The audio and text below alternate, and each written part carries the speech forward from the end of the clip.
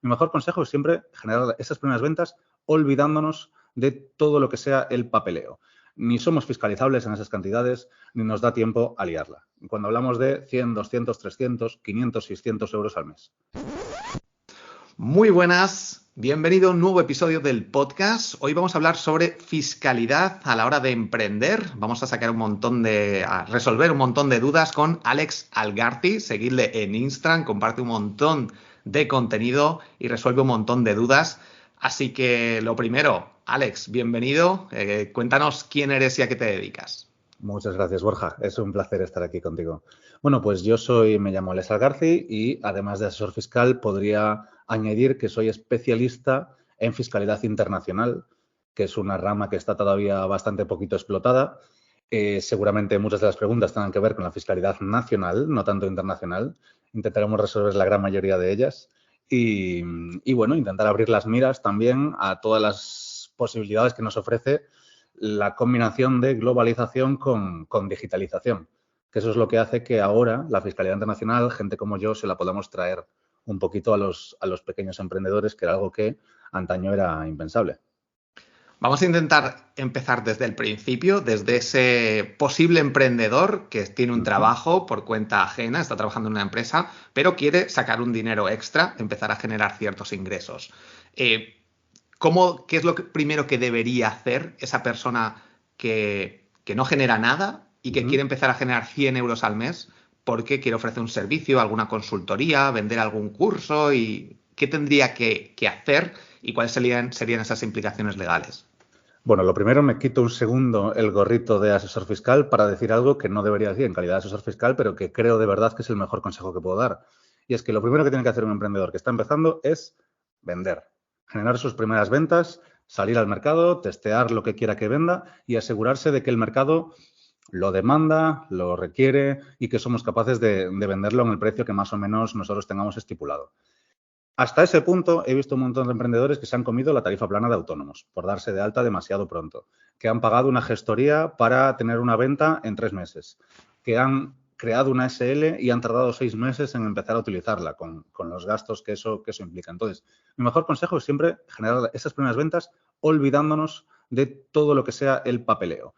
Ni somos fiscalizables en esas cantidades, ni nos da tiempo a liarla. Cuando hablamos de 100, 200, 300, 500, 600 euros al mes. A partir de ese punto es donde tenemos que empezar a pensar en oficializar nuestra situación, lógicamente, cuando haya una mínima recurrencia.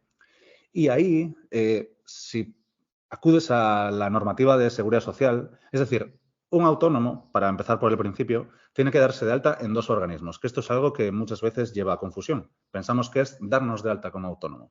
Y no, hay que dar de alta la actividad en Hacienda, que es lo que nos va a obligar a tributar por IRPF, y por el otro lado nos damos de alta en lo que se llama en España el RETA, que es la cuota de autónomos. Vale, pues aunque la Seguridad Social dice que desde el primer euro tenemos que darnos de alta en ambas, la realidad es que el Tribunal Supremo ha dicho que hasta que no lleguemos al salario mínimo y lo que hagamos se pueda considerar una actividad recurrente, no tenemos que darnos de alta como autónomo, pero sin Hacienda. Entonces, una vez que generemos esas primeras ventas un poco para coger un poco de soltura, asegurarnos de que lo que estamos sacando al mercado tiene un cierto sentido, pues a partir de ahí sí que habría que darse de alta en Hacienda, modelo 036, 037, por si alguien se aventura a intentar hacerlo, hacerlo por sí mismo, pero no darse de alta en la Seguridad Social. ¿Y eso qué implica? Que no pagamos la cuota de autónomos todavía, hasta que superemos esos umbrales. Y es mi consejo sincero, porque al final la cuota de autónomos, si tenemos la tarifa plana, pues maravilloso, aunque nos la vamos a ir consumiendo. ¿Cómo funciona la tarifa plana? ¿Son 50 euros al mes durante un año y luego sube? Eran 50, antaño cuando se concibió, eran 50 euros al mes durante 12 meses y los siguientes 12 el descuento se iba reduciendo hasta que en el mes 25, cumplidos los 2 años, tendrías ya la cuota normal de los 360 y pico euros si eres autónomo normal, digamos, régimen general, y casi 400 si eres autónomo societario. Pero ahora esa tarifa plana ya no es de 50, es de 80 y es una cosa parecida. El primer año es así fijo, tarifa plana como tal, y en el segundo año se va haciendo una reducción paulatina del descuento. De tal manera que, no sé en cuánto están las cifras ahora, pero pues 140 y pico, 150 los siguientes 6 meses, casi 200 los siguientes 6 meses y luego ya pasaríamos a la tarifa normal que irá de acuerdo a nuestro nivel de facturación, que es también un cambio que se ha introducido. Antes era una cuota fija que tú podías modificar si querías, pero ahora depende de tu facturación. Entonces, el tema es que la cuota de autónomos es un lastre que se puede llevar por delante en muchos negocios que pudieran llegar a ser prósperos, pero que se han ahogado antes de tener la solvencia para poder hacer frente a estas cuotas de autónomos. Por eso, que mientras no lleguemos al salario mínimo al mes, mientras no estemos facturando unos 1.200 euros netos y esa actividad se haga de forma recurrente, alta en Hacienda sí, alta en Seguridad Social, esperemos. Vale, aquí me surge, bueno, por una parte voy a contar mi experiencia que fue hace unos años y es que yo tenía ciertos ingresos de afiliación, que conseguía a lo mejor 100 euros al mes, un mes 200, otro nada, y hice lo mismo, no lo declaraba porque no me pedían factura en aquel momento, no me pedían, porque eran ingresos de empresas externas a España. Y hubo un momento que me llegó una carta y me tuve que presentar en Hacienda porque me dijeron, estás teniendo ciertos ingresos que alguna empresa los declaró y me tuve que presentar por ciertos ingresos en un año, a lo mejor de, no sé, 500 euros o algo así. Entonces, cuando llegué allí... Destinar recursos por esas cantidades. Claro, y de hecho, la persona que me atendió me dijo, ostras, ¿hasta dónde hemos llegado por esto que te hayan traído aquí? Te voy a quitar esto o a solucionarlo y ya está. Pero sí, o sea, hubo un momento cuando yo empecé prácticamente, hace 6 años o así, que me llamaron para esas cantidades porque habían visto que estaba recibiendo ciertos ingresos de, no sé, Trade Doubler o algo así. Y no pasó nada, pero sí que yo diciendo, ostras, qué fuerte. Bueno, en ese caso, por lo menos sabes que la posible sanción está muy acotadita en cantidad.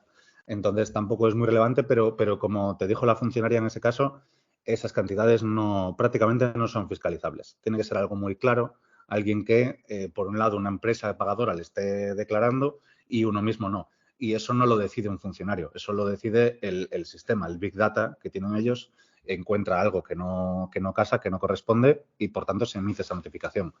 Pero vamos, que por debajo de 400, 500 euros, si se sostiene a largo plazo, sí, pero para dar esos primeros pasos, el primer, segundo, tercer mes, opinión sincera que no lo veo necesario, ni siquiera lo veo prudente, me atrevería a decir, a pesar de no ser lo correcto. Sí que pasadas esas cantidades, aún no dándonos de alta en el RETA, con la Seguridad Social, ya sí, ahí hay que declarar en IRPF, que es lo realmente relevante, donde técnicamente deberíamos pues declarar todos nuestros ingresos desde el primer euro. Vale, aquí me surgen dos cosas. Por una parte, el tema de las facturas, porque no estamos dados de alta. ¿Cómo vamos a generar esas facturas? Si tenemos que hacerlo de otra forma. No. Aquí sí que nos metemos en fraude como emites una factura sin estar dado de alta en el 036. Este consejo de fase 0, digamos, el de fase 1 sería alta en Hacienda sin Seguridad Social, sin la cuota. Pero en esa fase 0, de simplemente salir al mercado, evidentemente, o bien un caso como el tuyo, que recibimos ingresos de afiliación, recibimos ingresos de AdSense con YouTube o con lo que sea, o vendemos a particulares en B2C. Pero en el momento en el que nos enfoquemos al mercado de empresas, al B2B, van a requerir esa factura para que sea un gasto deducible y ahí sí que ya el alta en Hacienda es ineludible, digamos. Vale, ahí nos metemos en otras cosas. Así que sí. O sea, en caso de que nuestro negocio vaya dirigido a otros emprendedores o que vayan a requerir una factura, entonces sí que tenemos que estar dados de alta y tenemos que empezar a... Correcto. Vale. Con respecto al IRPF, ¿qué es el IRPF? Eso que le tengo que poner yo, bueno, yo no sé si lo hago del todo bien, no me han dicho nada en la gestoría, pero le pongo un menos 15% cuando es una empresa, un emprendedor, un autónomo aquí de España. Le pongo el IVA y luego le resto el IRPF. ¿Qué es eso? Pues el IRPF es el principal impuesto que tenemos las personas, que tenéis las personas físicas en España. Yo tengo el equivalente portugués en este caso. Pero no es otra cosa que el impuesto sobre la renta, el famoso que llega hasta tú estás en Andalucía, hasta el 48%. No, estoy en Madrid, Empadronado, bueno, hasta el 47%, entonces ganaste un punto porcentual. Entonces, ¿qué quiere decir esto? que, bueno, pues hay unos tramos hasta 20.000 euros, pagamos X porcentaje, hasta 20 y pico mil, un porcentaje más alto. Y así hasta que pasemos de 60.000, que ya llegamos a los tramos más altos cercanos al 50%, que, por ejemplo, en Cataluña o en Comunidad Valenciana es del 52 o 54%. Vale, pues esas retenciones que tú haces en las facturas, ese menos 15%, es, para entendernos, un pago a cuenta. El cliente te lo deja de pagar, es decir, tú tienes una factura de 100 euros más IVA, que son 121 euros, que es lo que deberías cobrar, pero cobras un 15% menos de esa cantidad porque el cliente que te paga a ti te lo retiene y al final del trimestre lo paga por ti.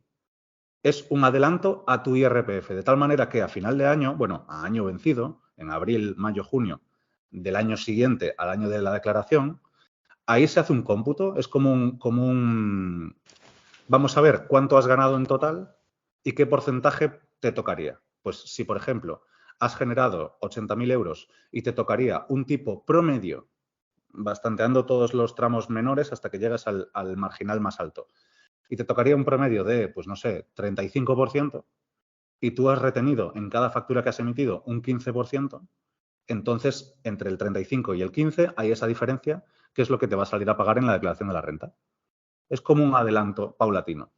Eso tú porque facturas con retención, porque eres un profesional. Pero hay otro tipo de autónomos que no facturan con retención y, en cambio, lo que hacen es una trimestral en la que aportan un IRPF, normalmente cercano al 20%, y si luego, a final de año, lo que tú has ganado supera lo que implicaría pagar ese 20%, pues pagas la diferencia.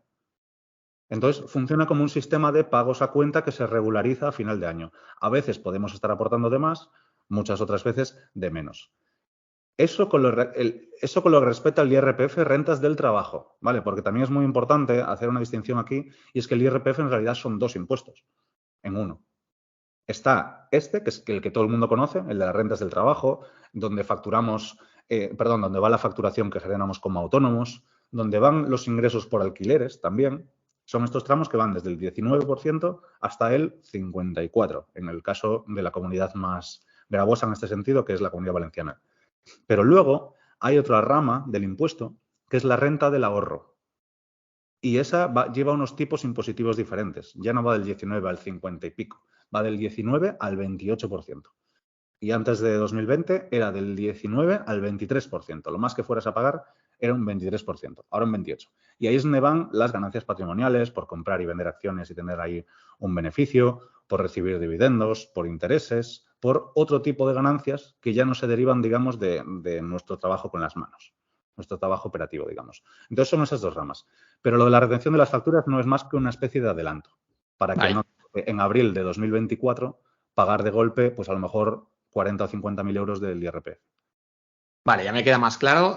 Yo me lo imagino como le voy a hacer un descuento al cliente y así me olvido de los impuestos. En realidad, ese 15%, si no te lo retuviesen ahí, lo pagarías dentro de un año. Vale. Que yo lo prefiero, pero tampoco tenemos la opción de elegir.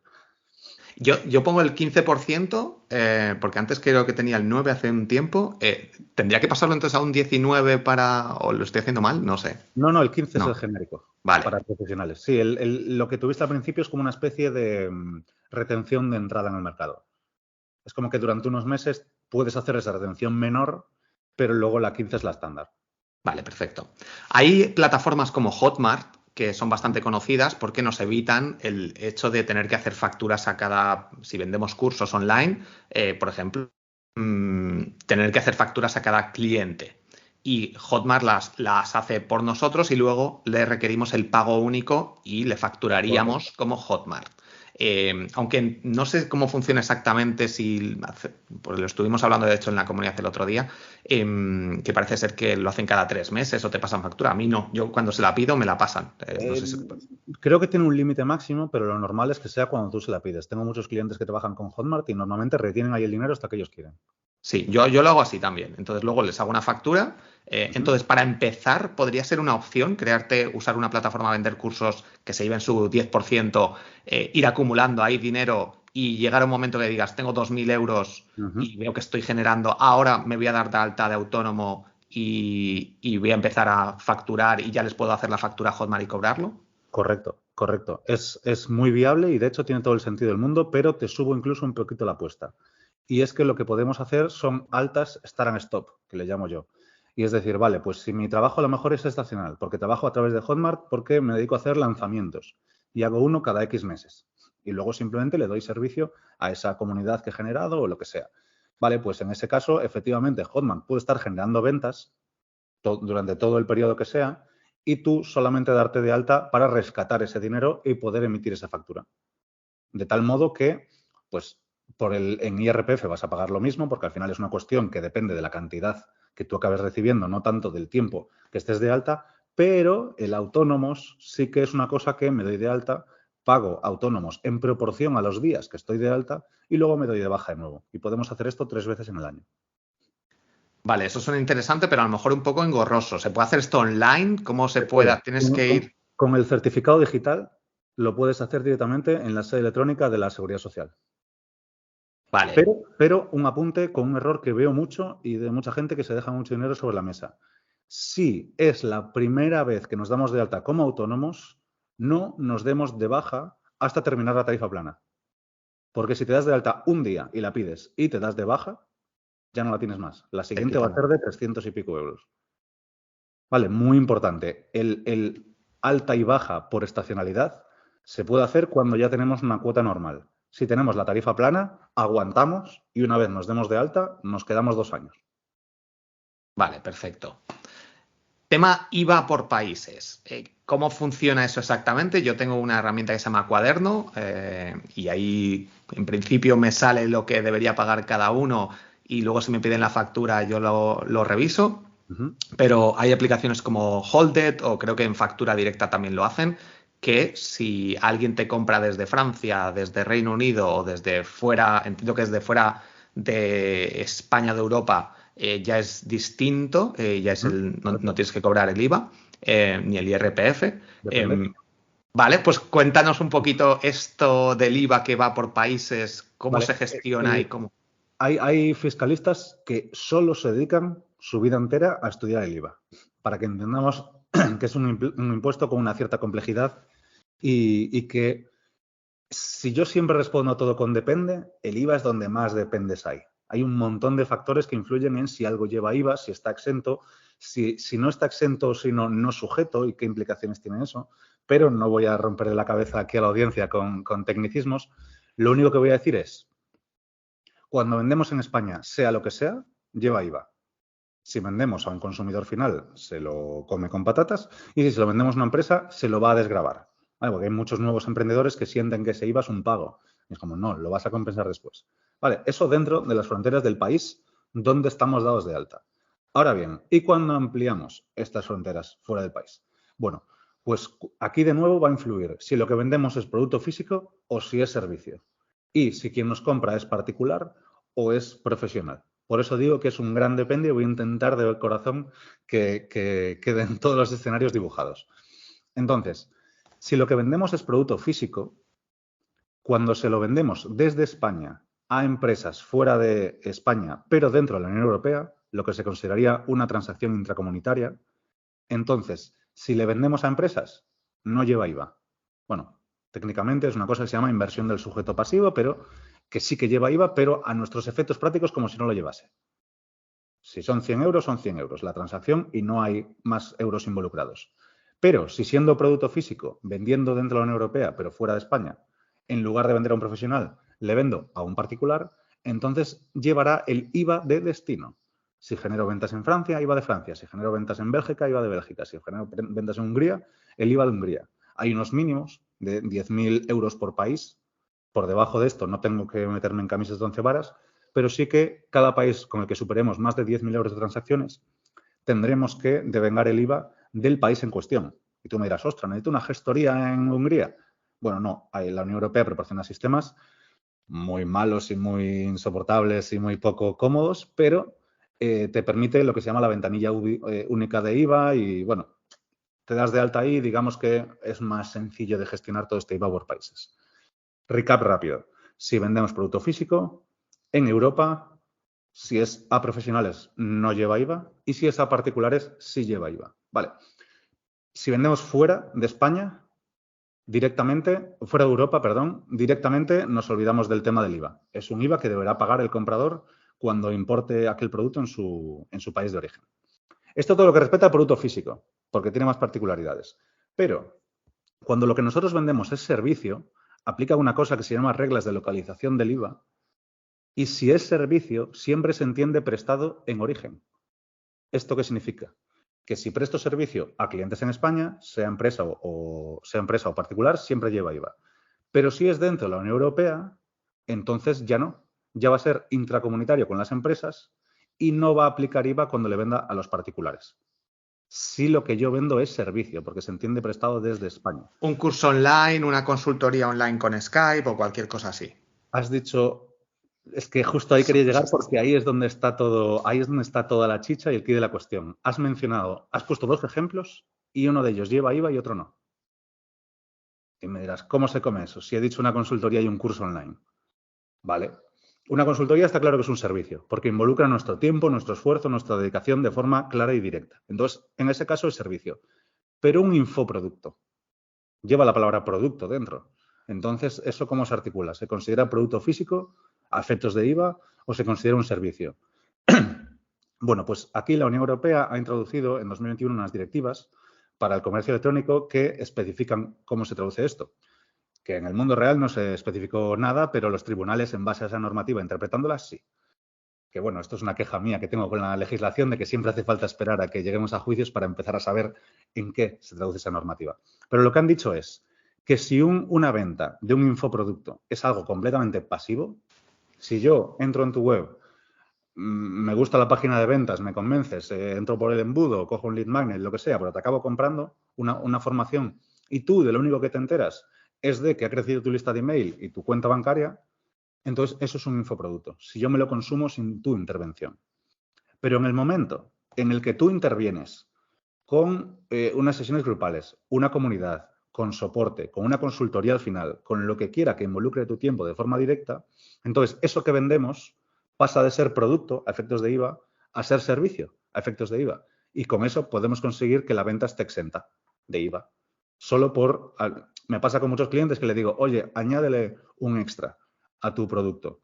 No solo vas a poder cobrar un poquito más de ticket, sino que te vas a coger un 21% de todo de tu PVP y lo vas a considerar margen, en lugar de hacerlo desaparecer. Si tienes 100.000 euros, en vez de 81.000 estás teniendo 100.000 euros. Solo por añadir una pieza a aquello que se vende. Vale, eso hay que hacerlo desde el primer momento, entiendo. ¿No hay que llegar a los 10.000 euros o me he perdido ahí un poco? No, el tema de los 10.000 euros es, afecta de esta misma manera. Entonces, si no vas a llegar a 10.000 euros por país, te da igual. Lo que generes dentro de España siempre va a llevar IVA, ¿eh? Pero sea producto o sea servicio. Pero lo que vendas fuera de España es lo que tiene este límite que si no llegas a 10.000 en ese país no tienes que vender con el IVA de ese país. Vale. Lo cual en la práctica, salvo que seamos unos monstruos, hace que acabemos pagando IVA en España y casi nada en el resto. Salvo que tengamos muy focalizado todas las ventas en un solo país, que ahí sí. Vale, perfecto. Siento que ha sido confuso, pero es que no encuentro otra forma de conseguir trasladar el tema del IVA porque es algo que lleva mucho tiempo integrar bien y comprender. Vale. Aquí entiendo que lo ideal es que haya una gestoría que contratemos nosotros y que nos revise de vez en cuando ahí que está todo bien. Y que estén acostumbrados a operaciones internacionales. Porque si no, todo esto que he explicado no te creas que es algo que los gestores tienen claro. Que es algo que como clientes es frustrante porque acudes a un profesional con la idea de que te sepa decir, pero al final la fiscalidad es tan amplio como países hay, como normativas hay. Y al final los gestores pues dominan su área con la que trabajan el día a día, pero según a qué gestoría vayas, pues saben más de unas cosas o saben más de otras. ¿Cómo te enteras tú de todo esto? ¿Hay algún sitio, está en el BOE todo esto, te lo lees, te lees un montón de noticias? ¿Cómo sabes tanto y estás a la última? Bueno, no estoy tan a la última desde hace un año que la demanda está, tú lo has visto crecer en Instagram y no estoy tan actualizado como me gustaría, pero sí que es cierto que me preguntan mucho cómo me especialicé en esta rama, porque al final es algo de lo que no hay formación, no existe, no se da. Hay formación por países, por áreas, por tipos de impuestos, pero yo llevo un periplo, bueno, uno que tengo un background de toda la vida de fiscalidad, porque mi padre tiene una gestoría, yo me he criado de alguna manera en esa gestoría y todo mi entorno familiar pues gira en torno a esa gestoría. Tienen sus empresitas, comentamos en casa, te vas empapando y al final el mamar eso desde pequeño hace mucho en cuanto a conciencia fiscal empresarial, digamos. Pero ya centrándonos en esta especialización, pues te digo que desde 2019 ha sido un periplo curioso, en el sentido de, desde todas las formaciones habidas y por haber, tanto regladas como no regladas, en español y en otros idiomas, porque en español hay muy poquito, y después ir rellenando huecos con investigación pura y dura. Afortunadamente tengo la capacidad de entender muy bien el lenguaje jurídico, leyes, normativas, reglamentos, jurisprudencia, vas construyendo tu realidad y pues llega un punto en el que no puedes seguir avanzando y tienes que empezar a pagar consultas aquí y allá para acabar de construir el mapa y voy como dominando diferentes combinaciones. Vale, pues voy a dominar Portugal con NHR, que es un régimen fiscal especial, cómo se combina con las LLCs y con holdings europeos. Masterizo eso, estudio todas las casuísticas, me veo todas las sentencias, toda la jurisprudencia que hay relacionadas con esos casos y lo domino. Cuando lo domino, paso a otro. Normalmente hay lagunas que no consigo cumplir y ahí tengo ya que hablar con otros despachos, a veces se convierten en partners, a veces simplemente soy yo su cliente a la hora de pagarles esa información y voy un poquito construyendo este mapa. Al principio era muy frustrante, pero ahora me parece algo súper positivo porque es una formación que mucha gente pide y que no existe. Entonces, en algún momento, todavía no, se creará y se prestará al mercado. Vale, ahora mismo si alguien, te iba a preguntar al final, pero si alguien necesita de tus servicios, consulta, porque entiendo que cada caso somos muchos los emprendedores online que tenemos algún curso, tenemos una comunidad, cobramos por consultorías online y nos pueden comprar de Sudamérica, alguien que está en el Reino Unido, de España, entonces creo que cada vez hay más gente, ¿no? Y el tema de Portugal que ahora tocaremos. ¿Cómo pueden contratarte? ¿Te pueden contratar? ¿Cómo pueden localizarte? Preguntarte. Sí, fundamentalmente yo trabajo con consultoría previa, siempre es la vía de entrada al servicio. Después prestamos diferentes servicios en España, en Portugal, en el Reino Unido, en Estados Unidos, pero digamos que estamos depurando esa entrada de clientes para que se ha divulgado mucho de fiscalidad en Internet en los últimos 2 años y hay mucha misconception, por utilizar un eufemismo, sobre las cosas que se pueden y no se pueden hacer. Entonces, aunque antes dábamos entrada directa al servicio, ahora la única forma de entrar al servicio es teniendo una consultoría. Por tanto, me pueden contactar al email o escribirme en Instagram o ir al enlace de mi Instagram e iniciar por ahí un poquito el proceso. Pero ya no me siento cómodo, digamos, cogiendo clientes directamente para servicio. Por ejemplo, las famosas LLCs se ha hablado mucho y hay clientes que pues dicen, no, yo quiero una LLC y voy a hacer esto, esto y esto. Y si tuviera yo la ocasión de corregirle y hacerle ver que quizás no es la opción más interesante, pues ese cliente seguramente se libre de tener problemas el día de mañana. Entonces, pues bueno, digamos que la vía de entrada es un poquito esa consultoría y tienen esas vías para contactar conmigo. Vale, no sé si nos puedes contar un poco el coste o depende un poco de la situación o del tiempo de... Sí, o sea, no, la genérica es de 800 euros. Es una consultoría de 800 euros, hago una al día, no más, y en esa, teóricamente es 1 hora, aunque normalmente alargo lo que sea necesario para tener comprendida la estructura, y ahí se diseña todo lo que se va a hacer, lo que se va a implantar conjuntamente con el cliente. De eso siempre comienzo diciendo que yo nunca digo lo que hacer, nunca jamás digo lo que hacer. Digo, este escenario, pros y contras, pros y contras, pros y contras. A partir de ahí construyo con el cliente. Vale, entiendo que en el caso de que alguien necesite ese servicio, tiene que saber qué preguntas hacerte, invertir bien esos 800 euros y esa hora. Ya le da en el formulario que se les propone a la hora de formalizarla, ya hay una serie de preguntas que me ayudan a mí a saber cuáles son los puntos clave de su estrategia. Entonces, se le ocurran o no se le ocurran a él, yo llevo predefinidas las líneas de actuación porque al final hacemos tantas que llega un punto en el que se empiezan a repetir los casos. Entonces, a lo mejor con 4 o 5 estrategias cubres al 80 o 90% de los clientes. Entonces ya sabes qué duda le va a surgir, sabes qué problema va a tener, sabes cuál es el punto clave para que le salga bien una determinada estrategia, etcétera, etcétera.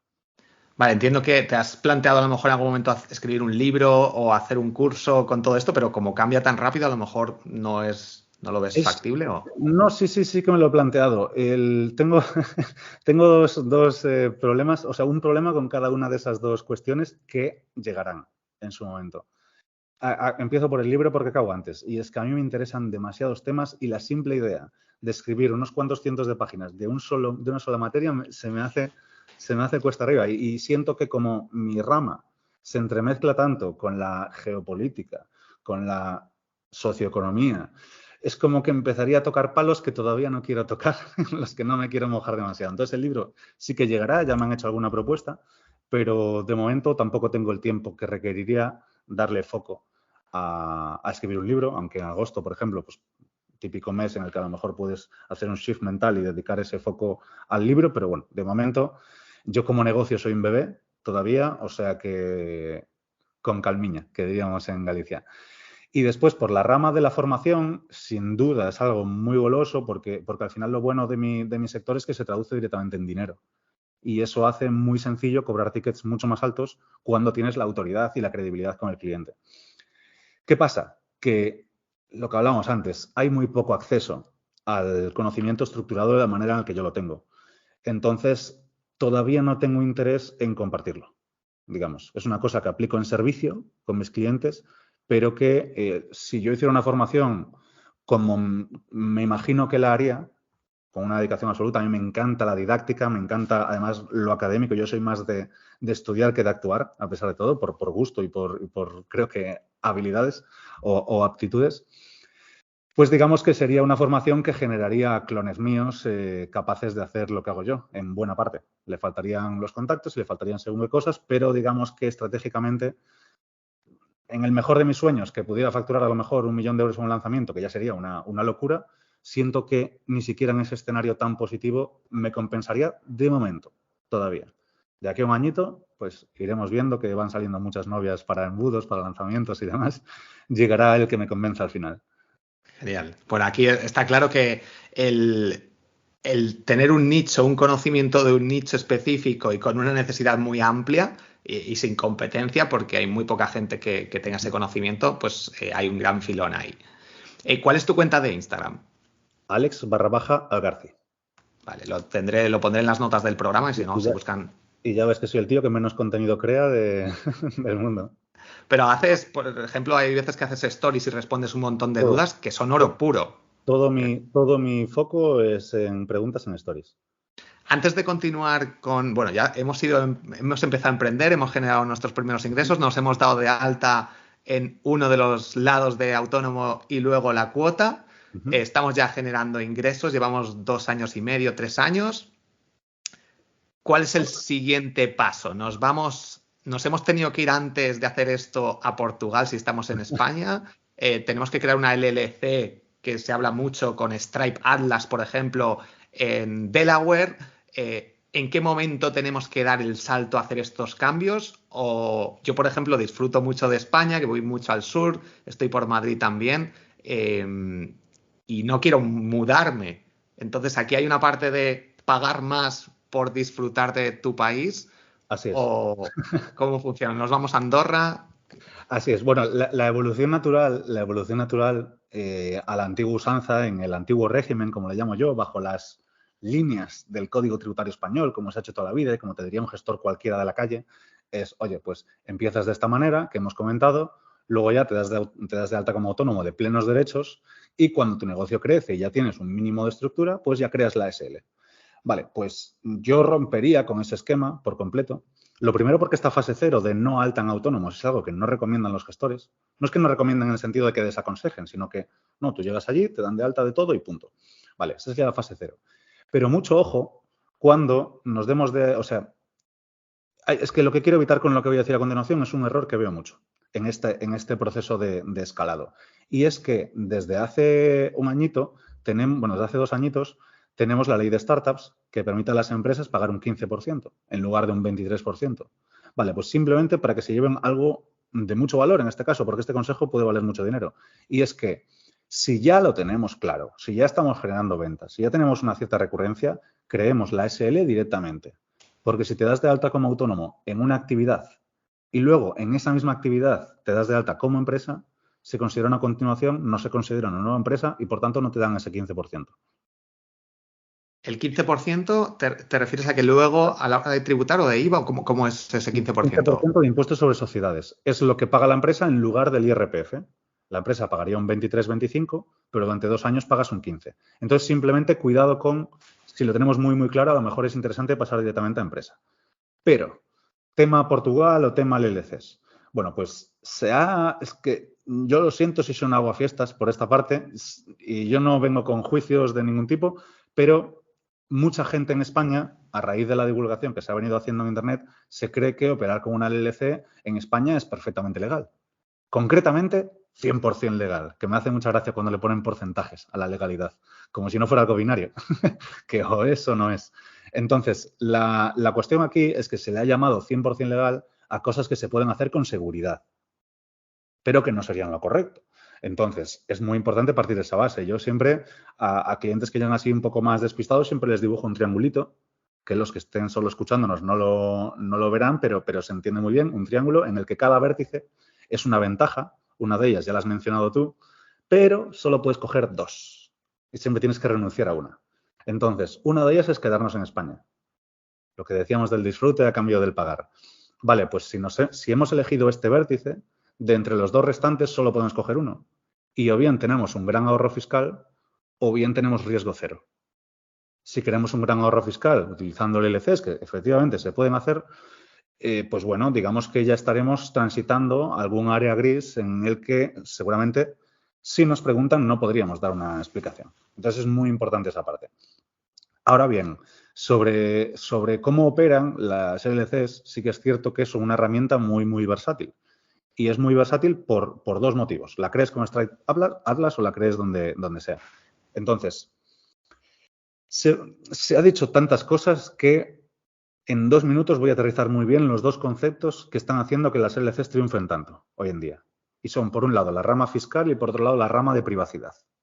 Entonces, la rama fiscal, se ha dicho, las LLCs no pagan impuestos. Bueno, el significado de las letras LLC es Limited Liability Company. O sea, empresa de responsabilidad limitada. ¿Eso a qué nos suena? A empresa que paga impuestos, a A una sociedad empresa limitada. cualquiera, a una SL, exactamente. Entonces, es solo cuando cumplimos una serie de condiciones, como que sea unipersonal, como que ese único socio sea no residente de Estados Unidos, y un tercer factor, y además de los más importantes, que es que no tengamos actividad, más que actividad, que no tengamos estructura, ni oficinas ni empleados en Estados Unidos, en esos casos es cuando esa empresa no paga ningún impuesto. Cero, cero absoluto, ni IVA, ni impuestos a sociedades, ni nada. Pero Estados Unidos no es las Bahamas ni las Seychelles. Entonces, ¿por qué la empresa no paga impuestos? Bueno, pues porque se convierte en una entidad transparente. Esto significa ingresos menos gastos. Ese resultante sobre el cual pagaríamos impuestos, en lugar de pagar el impuesto corporativo, el impuesto de sociedades, se transparenta a la renta del socio. Y es el socio quien lo debería pagar en su IRPF, en este caso. Y rentas del trabajo, hasta tramos bien, bien altitos. Y dices, coño, Alex, pero entonces eso puede ser peor que con una empresa pagar un 23%. Yo te digo, efectivamente, es peor. Esa es la rama fiscal. El tema es que aprovechan la otra rama, la otra pata, digamos, que es la privacidad. Si yo pusiera, pues, no sé si tú tienes SLs, pero si yo pusiera Borja Girón, segundo apellido, me saldrían las SLs en Google, de las que eres apoderado, de las que eres administrador, el cargo que ostentas, pago 6 euritos y me dan las cuentas de esa empresa. En Portugal no es tan abierto, pero lo mismo, pagas 6 euritos al registro mercantil y te dan la información. Vale, pues en Estados Unidos también, con la excepción de los 4 famosos estados, tú has mencionado Delaware, pues están Nuevo México, Wyoming y Nevada. En estos 4 los registros mercantiles son privados, es decir, no se puede acceder a quién está detrás de estas empresas. Lo tendría que solicitar un juez y para que lo solicite un juez tiene que estar hablando de delito penal y bueno, ya son palabras mayores, hay que estar hablando de cifras altas.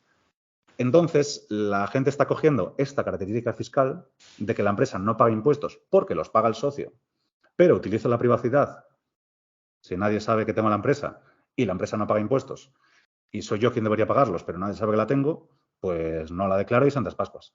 Pero esto es incorrecto, sin juicios, pero es incorrecto. Y a lo que voy, a lo que sí que me interesaría decir es que la privacidad se compone de muchas más patas que esa que acabo de explicar. Y sin ánimo de asustar a nadie, yo creo que Hacienda en los próximos años se va a poner bastante las botas. Porque está llegando mucha gente que ha hecho muchas cositas. Tú mencionabas que has hecho tú solo tus declaraciones al principio. Me niego a pensar que hayas sido capaz de liarla ni siquiera a la mitad de cualquiera de los muchísimos que llegan con el LCS habiendo hecho según qué cosas que no tienes ni idea de cómo vas a corregir, más que mirar hacia arriba y rezar, porque es la situación de muchas personas. Vale, sí, porque yo me veo reflejado. Yo soy autónomo, no tengo empresas, soy unipersonal, no tengo a nadie contratado y me podría acoger a eso. Y lo que veo es que en el momento en el que me haga la transferencia de esa cuenta de banco que habré creado, no en Silicon Valley Bank, porque ya no es A, pero algún otro banco, y lo he creado con Stripe online desde Stripe Atlas, puedo hacerlo todo ahí. Y en el momento en el que, claro, ese dinero que tengo ahí en esa cuenta, bueno, no sé si me puedo crear una tarjeta de crédito y usarla y entonces puedo hacerlo así, o De débito, sí. de débito, y entonces ahí ya no. Pero claro, en un futuro próximo seguramente podría haber ciertos problemas. A ver, hay que alargar el análisis o escalar el análisis a ver qué otras partes entran en funcionamiento aquí. Por ejemplo, la mayoría de los países del mundo han firmado un tratado bilateral mutuamente que se llama el CRS, Common Reporting Standard, que se utiliza para compartirse información mutuamente, tanto mercantil, referido a empresas, es decir, si tú tienes una empresa en Estonia, que está muy de moda, por ejemplo, España lo sabe, porque Estonia la ha informado. Información mercantil e información financiera de bancos, fondos, brokers, etcétera. Entonces, un error que está cometiendo mucha gente, pues que a lo mejor la creó con Stripe o con cualquier otro proveedor, pero opera en euros. Y si opera en euros, esa cuenta se está reportando. Porque, bueno, no dije aquí, el único país del mundo, el único desarrollado, digamos, que no ha firmado el CRS es Estados Unidos. Como otras muchas particularidades jurídicas que no te explicas cómo tienen si no te vuelves conspiranoico, pues de esas hay muchísimas. Entonces, lo bueno es que Estados Unidos no es firmante del CRS, tiene el suyo propio, que es el FATCA, pero digamos que si operas en dólares tienes privacidad, pero si operas en euros tienes privacidad parcial.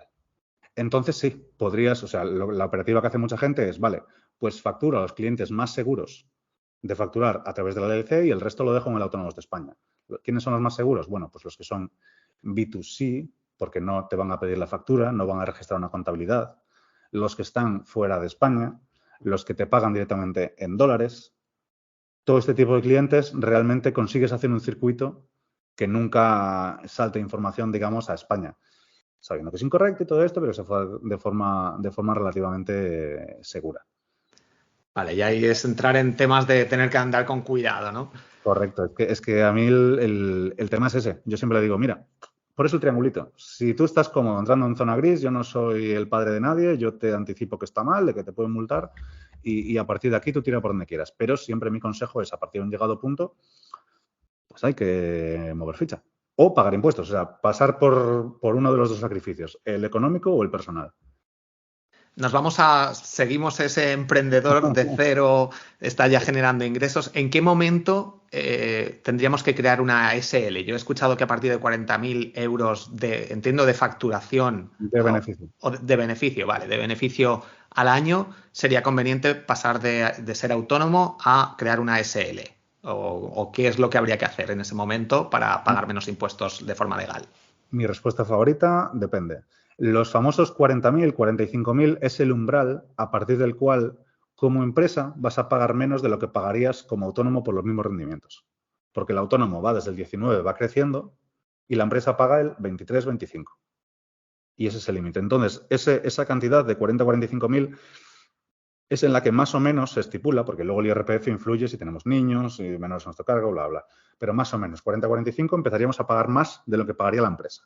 Pero, por eso digo depende. Aquí hay que tener en cuenta más variables. Por ejemplo, ¿qué vamos a hacer después con ese dinero? ¿Lo vamos a reinvertir o lo vamos a retirar? Porque si lo vamos a retirar, la empresa paga un 23% de impuestos sobre sociedades, pero ahora ese dinero es de la empresa. Si me lo quiero sacar a persona física, aún pago otra vez el dividendo, un 19 a 28%. Entonces, si lo voy a sacar, ya pues estaré empatando con un autónomo que pague muchísimo. Porque 23 más 20 y pico por ciento, al final me vuelvo cerca del 50%. Entonces, cuando nuestro objetivo es reinvertir, sí, más o menos por esas cantidades, ya debería empezar a interesarnos hacernos empresa. Si lo queremos para nosotros, pues ahí hay que hacer un análisis más amplio y seguramente el umbral a partir del cual me interesa empresa esté un poquito más arriba.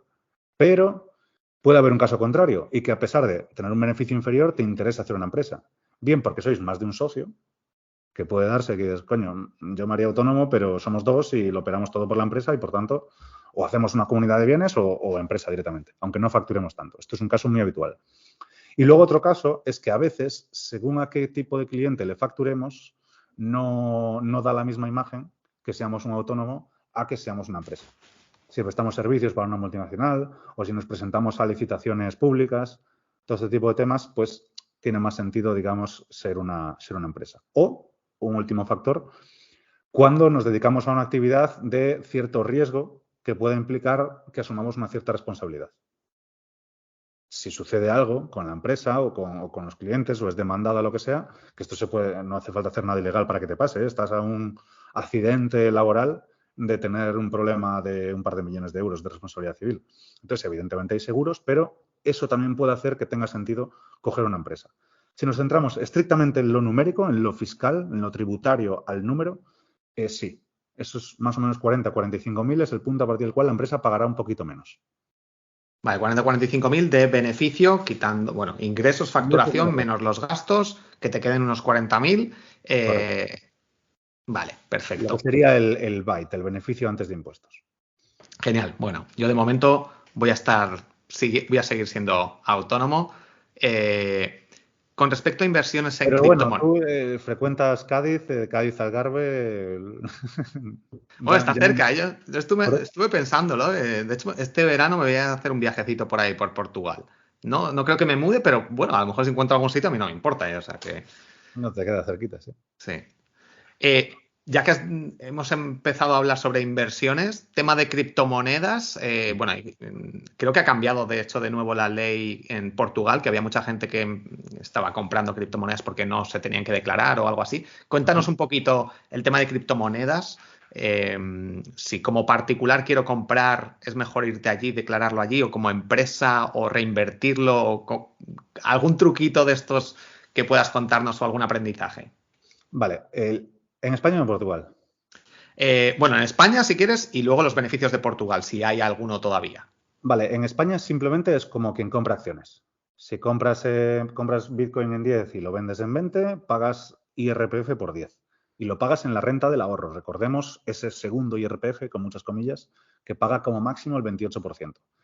Eso sucede tanto si compras Bitcoin y lo vendes con un beneficio y lo vuelves a convertir a euros, como si, que era lo que hablamos un poco antes, de Bitcoin cambias a Ethereum o cambias a Cardano o cambias a lo que sea, tienes que declarar esa ganancia. Si yo compré Bitcoin en 24, subió a 29 y lo cambié a Ethereum, entonces se entiende que tengo un beneficio de 4.000 o 5.000 euros, que eso es lo que debería declararse siempre.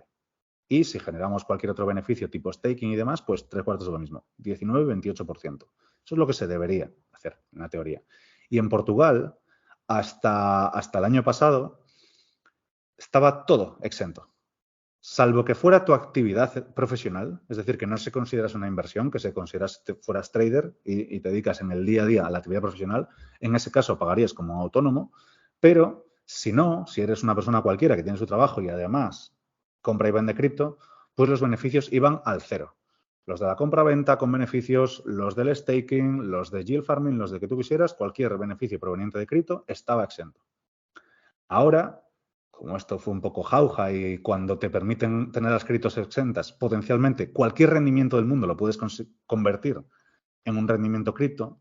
Entonces, claro, es en plan, vale, yo a lo mejor tengo mis beneficios en cripto y puedo no tributar por ellos, pero por mis beneficios empresariales los puedo convertir en beneficios cripto muy fácilmente, sin que nadie pueda demostrar lo contrario. Entonces, fueron acotando un poquito esto, que en realidad nunca es una iniciativa del gobierno portugués, porque a Portugal está encantado con esto, si no es la Unión Europea, que va presionando, ya han tocado muchas cosas que Portugal tenía interesantes. Y básicamente ahora la limitación que hay es que solo está exento si lleva en tu poder más de un año. En ese caso estaría completamente exento. Entonces puede darse el caso de alguien que hace la inversión en España, va generando un beneficio en España y llega un momento en el que dice, tengo 1 millón de euros en Bitcoin. Si te lo sacas en España, pagas pues cerca de 300.000. Si te lo sacas en Portugal y ese Bitcoin llevaba en tu poder más de un año, pues estaría exento. Pero, ojo, que sé que esto es goloso, ojo con salirnos un año y volvernos, aunque hagamos bien el cambio de residencia, porque España lo puede considerar instrumental. Esto quiere decir que si has hecho el cambio de residencia bien, conforme a la ley, no te puedo sancionar, pero considero que te has ido solamente para sacarte esos Bitcoin. Por tanto, con animosidad fiscal. Entonces, me lo tributas como si nunca te hubieras ido. Sin multa, pero lo tributas. Vale, entonces en ese caso entiendo que un poco depende de la situación. Lo que habrá que hacer es, me voy, me hago residente, me saco el empadronamiento en Portugal, hablo con un gestor para gestionar todo esto, o con el banco o como sea, transfiero y tengo que estar allí residiendo, porque si vuelvo luego me van a pillar. Mínimo 2 añitos y a partir de 3 ya no te va a decir nadie nada. En el sentido de que hagas un cambio solamente con ese fin fiscal. Vale, y a la hora de ser autónomo, yo, por ejemplo, ¿por qué me podría venir bien en la actualidad irme a Portugal? ¿Pago menos cuando soy autónomo, cuando soy SL? ¿En qué momento? Pues de ahí parte una confusión muy habitual, y es que muchos creen que como se habla de Portugal como un país atractivo por impuestos, bueno, lo primero que no tiene nada de atractivo, es más infierno fiscal que en España todavía, al menos en lo que respecta solo a IRPF. Pero a los extranjeros nos dan un régimen fiscal especial que si lo podemos aprovechar es muy interesante. Igual que España, ojo, que España también tiene su NHR, que estamos todo el día con el NHR en la boca, pero España tiene la ley Beckham, que es muy similar. Requisitos más estrictos, beneficios un poco menos laxos, pero en esencia también se puede vivir en España de esta manera. Entonces, el NHR lo que tiene es que hace interesante Portugal para vivir, pero no para crear nuestra empresa. Entonces, en fiscalidad internacional es mucho más valioso el cómo se combinan las jurisdicciones que el coger una y mudarme ahí, tener la empresa ahí, tener las cuentas bancarias ahí. Eso, si lo hacemos en Andorra, puede tener sentido, pero en Portugal puedes hacerlo y tributarás el 20%, no más de ahí. Pero si lo vehiculizas en forma de empresa, y esto es perfectamente legal, entonces puedes tributar al 20% por una parte de tus rendimientos relacionados con la labor que tú efectivamente desempeñas, que se lo puedes facturar a tu empresa, igual que en España. Tienes una SL, le facturas tu trabajo a la SL o te lo pones en nómina, es fiscalmente neutro, y después bebes también del beneficio de la empresa. Tienes 2 vías, la de tu salario y la de tus beneficios en la empresa, digamos. Vale, pues en Portugal ese salario iría al 20 y esos beneficios irían al 0 si es que la empresa no es portuguesa y es de fuera de Portugal. Aquí hay un montón de factores que entran en consideración, pero el esquema básico es ese. Tributamos, pues a lo mejor, pues 2.000 euros al mes, tributamos el 20% y todo lo demás nos viene al 0% en forma de dividendos. Vale, o sea, en mi caso, lo que más o menos posiblemente me podría compensar es crear una SL, irme aquí en España, irme Una a LLC. Portugal, Si te vas a Portugal, haz una una LLC.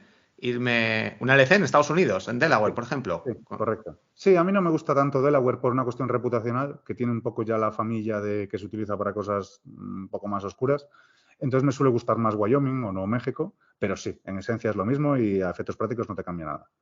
Y para hacer eso, entiendo que ya no sería Stripe Atlas, que es la que yo conozco. Habría otras páginas, te la No, crees. hay infinitas. Crear una LLC realmente no tiene nada. Te la haces por 500 euros y santas pascuas. Nosotros damos el servicio, pero no tiene nada que ver con eso. Es decir, nosotros damos un servicio paquetizado de consultoría estratégica con el vehículo, que es la LLC, con todo el compliance, con todo lo que es el papeleo de la empresa y con soporte y acompañamiento.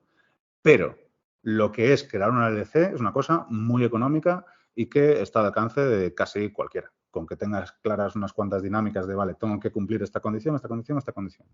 Más allá de eso, es algo muy sencillo de poner en práctica.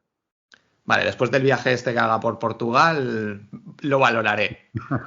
Bueno, vamos a ir terminando. Enamora, a mí el Algarve es una zona que me gusta mucho, ¿eh? De hecho, ahora posiblemente pueda empezar a moverme más y a lo mejor me voy un poquito para el sur, que los inviernos por aquí arriba son fresquetes. Y yo soy Genial. transtropical, creo que debería haber nacido en República Dominicana.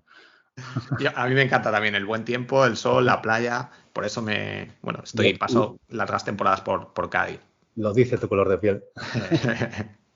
A la hora de comprar una casa o un coche, si somos autónomos, si somos empresas o como particulares, ¿cómo podemos disfrutar de una casa o un coche, por ejemplo, en la playa, de forma legal y pagando menos impuestos? ¿Hay alguna opción por ahí? Cuanto más, o sea, los inmuebles es uno de los tipos de inversiones más difíciles de eludir. ¿Por qué? Te pongo un ejemplo. Yo tengo una estructura súper optimizada en Portugal. Mi tipo real promedio de impuestos baja del 5%, el total. Pero por los inmuebles que tengo en España, sigo tributando en España. Un 19%. Entonces, el tema de los inmuebles es que aunque tú te muevas, siempre tributan allí donde están. Mucho más si somos del propio país, si somos de España.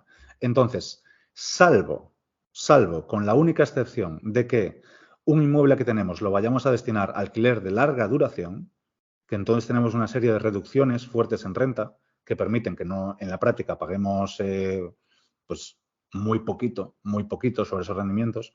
Salvo esa contada excepción, lo ideal es siempre meterlo todo en una sociedad patrimonial. Porque al meterlo en una sociedad patrimonial vamos a poder asumir muchos más gastos que van a ser deducibles que no lo serían en nuestro caso. Entonces, de esa manera vamos a bajar la base imponible. Si tenemos los mismos ingresos, porque nos da igual que el piso lo alquile yo a que lo alquile mi empresa, los ingresos son los mismos, pero los gastos son muchísimos más. Y eso nos permite acabar tributando. Los gastos son los mismos, quiero decir, pero los que me permiten deducir del ingreso son muchos más. Entonces, de esa manera, pues vamos a acabar teniendo una base imponible un poquito más bajita sobre la que vamos a pagar un alquiler un poquito más bajito. Pero aquí ya entramos en un juego con un montón de variables. Intento no decir depende más de 10 veces por hora, pero es que tiene mucha cabida. Entonces, te pongo un ejemplo. Tú eres una empresa, eres un negocio. Entonces, generas una serie de rendimientos por los que pagas pues, un IRPF generoso. Vale, pongamos que para este ejemplo, para que se entienda bien por dónde estaría la gran ilusión relativo a inmuebles, ponle que toda la actividad que desarrollas como Borja Girón en realidad fuera Borja Girón SL, ¿vale? De tal manera que Borja Girón SL paga sobre sus beneficios un 23% y luego tú con eso que generas, pues en parte disfrutas y en parte quieres reinvertir, que por algo lo estás ganando.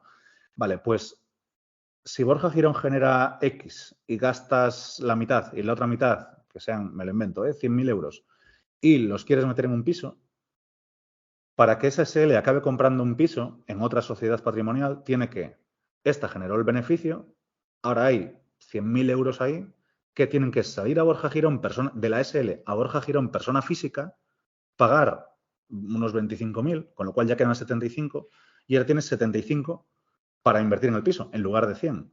Además, el piso te va a comportar una serie de gastos de notaría, de impuesto, de tal, que si es empresa van a ser mucho más fácilmente deducibles que si somos particulares. Entonces hemos perdido 25.000 euros en este camino.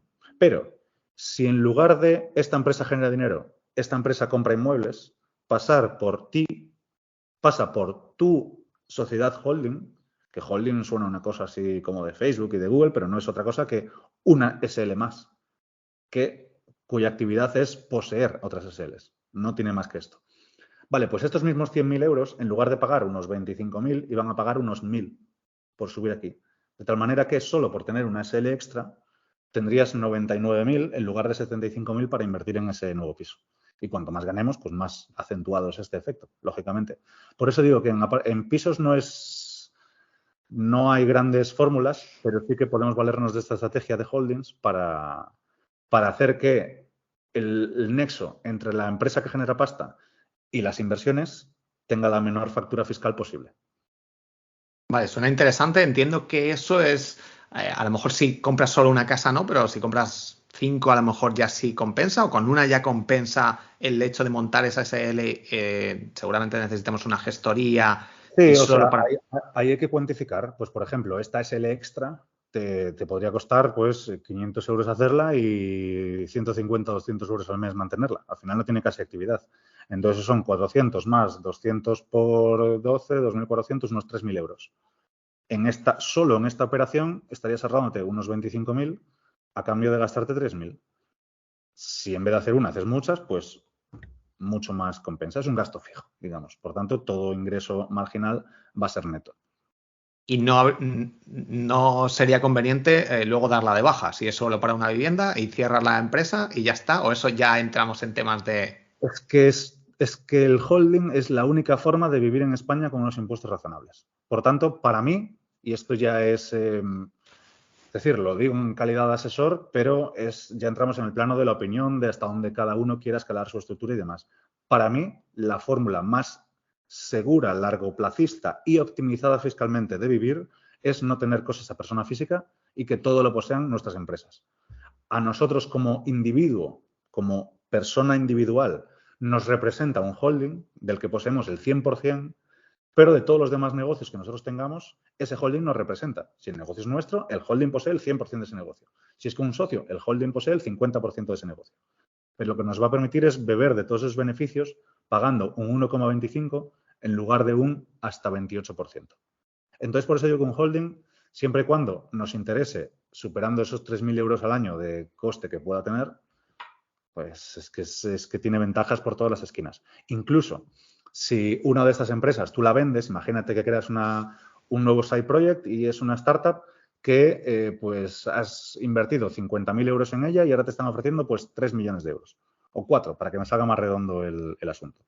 Bueno, pues de 4 millones de euros casi todo es beneficio, porque invertiste 50.000. Si esa empresa la he creado yo y la vendo por 4 millones, voy a pagarle 1 millón de euros a Pedro Sánchez. Pero si en lugar de esa empresa pertenecerme a mí, le pertenece a mi holding, que me pertenece a mí, pues en lugar de 1 millón voy a pagar pues 10.000 euros. Aquí ya sí que hay bastante diferencias, ¿no? Claro, por eso digo, cuanto mayor sea el importe, mayor es Claro. el ahorro, evidentemente, porque es el gap entre el 1,25% y el 19,28%. Vale, Que tributaría sobre los dividendos y sobre las ventas de empresas. aquí sí he entendido bien, entonces me crearía una LLC a lo mejor, o con LLC. En España, que sepas que la LLC siempre va a ser gris. Entonces, la LLC es blanca en Portugal. En Vale, España, entonces, yo no digo que no se hagan, pero que se sepa que no sería lo correcto y que se están haciendo muchas burradas, entonces simplemente aconsejo ser especialmente cauto. Clientes de LATAM, clientes de fuera de España, particulares, todo este tipo de segmentos. vale, entonces en este caso he entendido que son 3 empresas las que necesitaría, crear mi SL, el holding y otra empresa a la que luego le transfiero o me he perdido ahí. Sí, sí, correcto. La que genera negocio paga su impuesto de sociedades, solo que luego no se paga prácticamente nada por subir al holding el dividendo, porque es propietaria. Por tanto, un propietario bebe de estos beneficios y luego los redistribuye aquí. A esa otra empresa que hemos creado también. O sea, tendríamos Correcto. que tener 2 empresas, el holding, y a la hora de comprar una vivienda o tener otros beneficios, podemos transferirlo al holding, a la empresa. Correcto, correcto. Y esta, que es la que tiene pisos, cada año a lo mejor compramos uno con los beneficios de esta, pues a lo mejor acaba teniendo pues 8 pisos y los tenemos en alquiler y ya está. Y eso es una empresa en sí misma que genera de nuevo sus beneficios que también podrán subir al holding, si es que nosotros queremos, al 1,25%. De tal manera que el holding siempre puede recibir dinero con una factura fiscal ínfima y destinarlo a que nosotros nos dé la gana. Y luego ya entramos en otros factores, como que un holding, cuando posee diferentes empresas, su labor es el management estratégico de todas ellas. Entonces ya empieza a justificar que el coche, que antes necesitamos pagar IRPF por él y después comernos el IVA, pues ya podamos meterlo en la empresa, porque ya tiene sentido. La casa ya no está a nuestro nombre, sino que le pertenece a esta empresa de aquí abajo, la patrimonial, y se lo alquilamos al precio que nosotros más o menos, dentro de unos márgenes lógicos, nos dé la gana, con lo cual no necesitamos tributar tanto a nivel personal para pagar ese alquiler, porque ya es menor. Entonces, el juego y la rueda empieza a rodar y ya nos acercamos a todos esos ricos de los que la gente habla que no pagan impuestos, que efectivamente se pagan muy poquitos o en muchos casos ninguno. Vale, yo aquí lo que veo es que, claro, teniendo estos trucos fiscales, entre comillas, que utilizan las grandes empresas y que podemos utilizar también nosotros, estamos haciendo muchas veces el tonto y pagando un montón de impuestos y no tendríamos por qué hacerlo sabiendo un poquito de esto. A ver, el tonto no, pero hay que pagar sanidad y carreteras. Bueno, si fuera todo destinado a eso, pero Sí, mira, claro, ahí hasta yo pagaría contento, pero como sabemos que... claro, o sea, es que es eso, al final si vemos las partidas, vemos que, de hecho, ayer tuvimos un evento dentro de la comunidad de emprendedores y había una funcionaria que nos dijo, si supierais El gasto absurdo. El gasto absurdo que tenemos, dónde se va el dinero, es que te llevas las manos a la cabeza. Dices, no puede ser que se esté perdiendo o invirtiendo este dinero que se pierde y que es Yo un es que dinero tengo de mucho todos. contacto con todos estos ámbitos y te das cuenta que simplemente es mentira. Para empezar, cada gasto loco y extra que se hace en un país como España, que ya es deficitario, es decir, que ya gasta más de lo que ingresa, toda esa diferencia es déficit extra. Es decir, no está saliendo de nuestros impuestos, está saliendo de deuda que pagarán nuestros hijos. Entonces, todo una enorme pantomima. Y yo he dicho, mira, estáis inflando el globo, eso tiene pinta de que va a explotar, yo me salgo, yo he avisado, yo no he firmado ningún contrato con España, yo me quedo fuera y que pase lo que tenga que pasar. Al final, el que tiene que ver por Estás ahí los en la suyos, barrera. Cuando nos claro, explota a todos, si yo no me voy, claro, estás ahí exactamente. dentro. Yo no quiero que me pille, ya sin entrar en juicios morales, en debates ideológicos. Es una cosa que matemáticamente va a explotar, tardará más, tardará menos. A mí no quiero que me pille.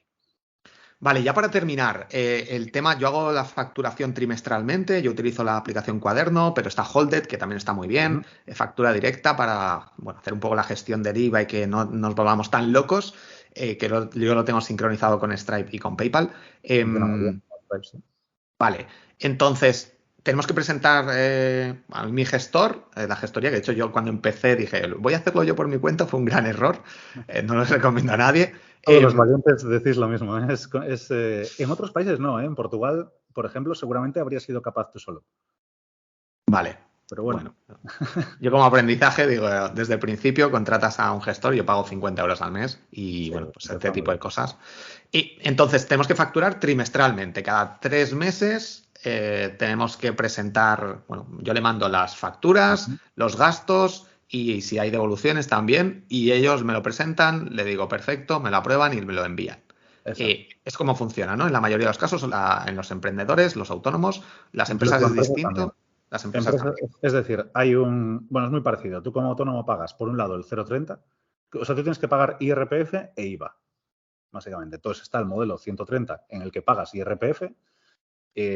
Normalmente es un porcentaje según la actividad en la que estemos, o si en todas tus facturas emites retención, pues ya te evitas hacer este modelo. Pero porque ya estás reteniendo el 15% en cada una en lugar de pagar un 20% al final del trimestre. Pero digamos que esas dos cosas son la misma. Son dos formatos hacia la misma cosa, según el tipo de actividad en la que estemos dados de alta. Y luego está el tema del IVA, que es el modelo 303, en el cual, pues, si he vendido 100.000 euros con IVA y he soportado 50.000 euros con IVA, pues neteamos y pagaré la diferencia, porque habré repercutido más del IVA del que he soportado. Entonces, esa diferencia es la que pago trimestralmente. Vale, una cosa ya para terminar. Aquí has dicho repercutido, devengado. Toda esta jerga está hecha adrede para que no nos enteremos Yo tengo la de las teoría de que sí. palabras. Yo tengo la teoría sincera de que sí. Porque el lenguaje fiscal no es nada complejo al lado del lenguaje jurídico, por ejemplo. No el lenguaje a nivel de léxico y de terminología, sino a nivel de las construcciones gramaticales. Ya son, a lo mejor hay un párrafo así, hay una coma.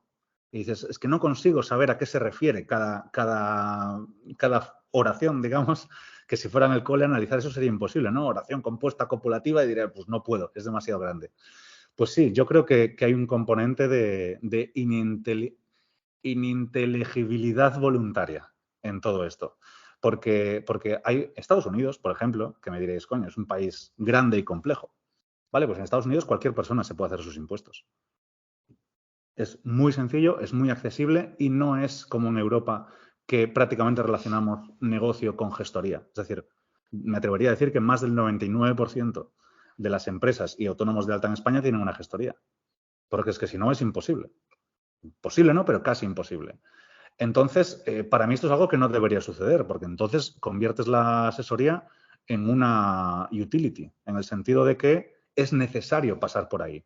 Igual que es necesario pagar 400 euros por constituir una empresa, cuando en el Reino Unido te vale 10 libras, por ejemplo. Son como organismos privados que te obligan a los que te obligan a recurrir para interpretar lo que dice el sistema. Y esto es algo que, bajo mi punto de vista, no debería suceder, pero sucede y si no, no existiría ni yo, ni existirían los notarios, ni los registradores, ni los procuradores. Habría un ecosistema enorme que no existiría. Y bajo mi punto de vista, no deberíamos existir. Pero somos una consecuencia de esa no sé cómo decirlo, pero esa dificultad normativa. O sea que se puede simplificar todo mucho, lo que pasa que, claro, ha ido creciendo la burbuja y hay tanta gente ahí metida que empezar a simplificar implica bueno, quitar un montón de puestos que no El mismo serían motivo por el que no necesarios. modificamos las pensiones, o el mismo motivo por el que no reducimos el número de funcionarios. Al final son resistencias, es lo que habría que hacer contra lo que la gente va a votar. Entonces, por eso digo que yo no lo veo claro. Alex, muchísimas gracias. Llevamos 1 hora y 10, madre mía. Se me ha pasado volando toda esta información que nos has compartido en abierto. Muchísimas gracias por ser tan transparente, por explicarlo de una forma tan sencilla, independientemente de esas palabras ahí que se nos van en muchas ocasiones. De nuevo, dinos dónde podemos encontrarte, si alguien quiere más información, hacerte preguntas, contratarte o lo que sea, ¿dónde pueden encontrarte? Yo creo que con que acudan a mi Instagram, Alex_Algarci, ya ahí van a encontrar mi correo, el enlace para contratar consultorías, me pueden mandar mensajes privados y con bastante frecuencia, pues ya ves tú, que mi única actividad es en Stories, que aprovechen. Que aprovechen porque entre eso y la consultoría, pues a veces se resuelven muchas dudas. Genial, Alex. Muchísimas gracias. Y nada, nos vemos por Instagram y por redes sociales y por ahí. Así que nada, un fuerte abrazo y nada, estamos en contacto. Muchas gracias, Borja. Un fuerte abrazo y muchas gracias por la invitación.